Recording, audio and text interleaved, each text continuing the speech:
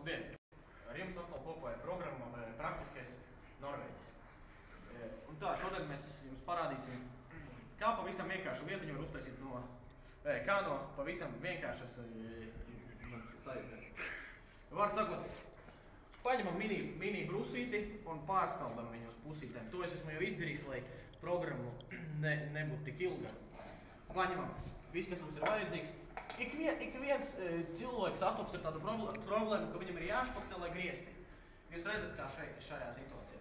Un bieži jānovieto kaut kas ir kaut kur, ko nevar. Nu jā, bieži gadās tādā situācijā, ka par rokai ir daudz visādi instrumenti, piemēram, špakteļlāpstiņa un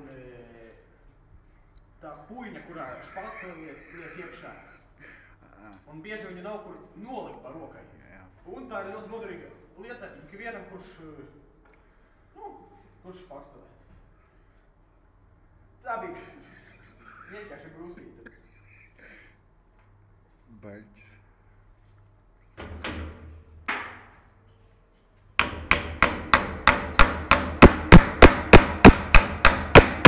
Šādā situācijā var nākties nedaudz grūtības, sastapties ar tādu grūtību, ka ja jums ir līdzīga konstrukcija šai, viņa var amortizēt, un tad ir grūti iedzīt nāgumu. Bet jūs redzat, ka ja bišķi pacensties, tad tas sanāk.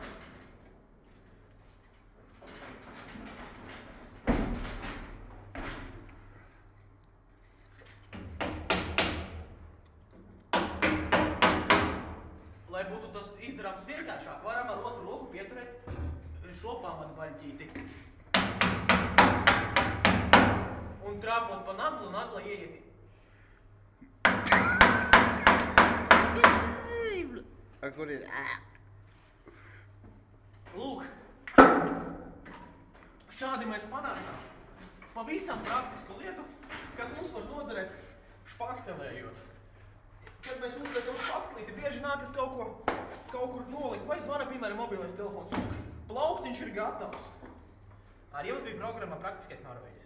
Visu labu uz tikšanos. Slēdz ārā.